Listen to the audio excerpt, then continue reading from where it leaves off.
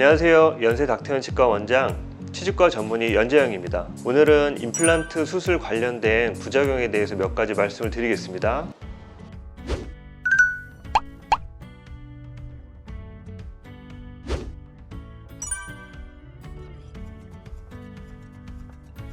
임플란트 수술 과정이 잇몸을 절개하고 잇몸뼈, 치조골에 드릴로 구멍을 뚫고 임플란트 본체를 넣는 술식이기 때문에 신경관이 손상되는 경우가 있습니다.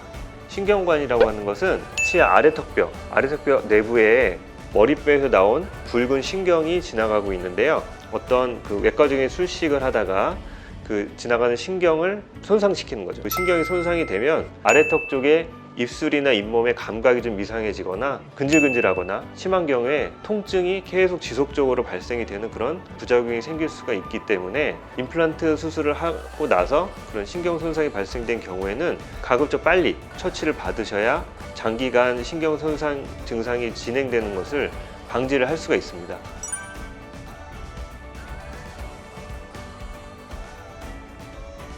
임플란트 수술한 다음에 원래는 마취가 빠르면 한두 시간, 길면 서너 시간 후에 국소 마취가 풀려야 정상인데 그 이후에도 수술 받은 곳이 좀 뻐근한 느낌이 좀 지속이 된다든지 아니면 하루 이틀이 지났는데도 수술 부위가 이상한 느낌이 난다, 아니면 감각이 좀 저하되는 것 같으면 그 사실을 즉각 의료진, 주치의 선생님한테 알려드리고요.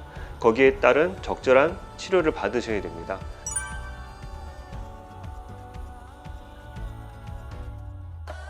사람 코 옆에는 부비동이라고 공기가 왔다 갔다 할 수 있는 빈 공간이 있습니다.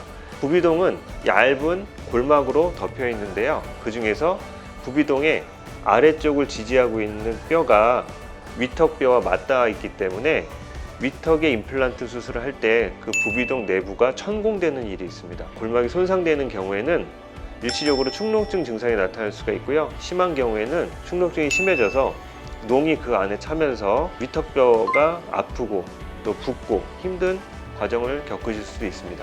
부비동염이 심하게 진행된 경우에는 이비인후과적인 처치가 필요할 수가 있어서 이비인후과 선생님과 같이 협진을 하는 경우도 있습니다.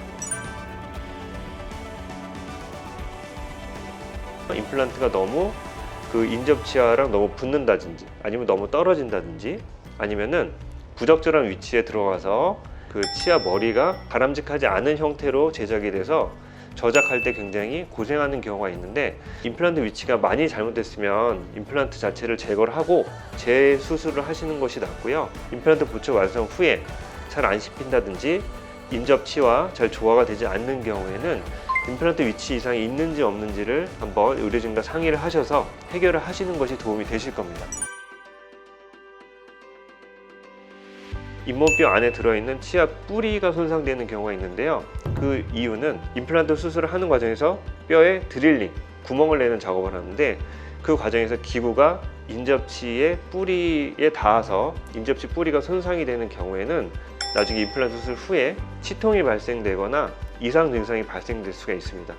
그런 경우에는 즉시 수술을 하신 주치의 선생님과 상의를 해보셔서 그 뒤에 해결을 어떻게 할지 결정을 좀 하시는 것이 좋습니다.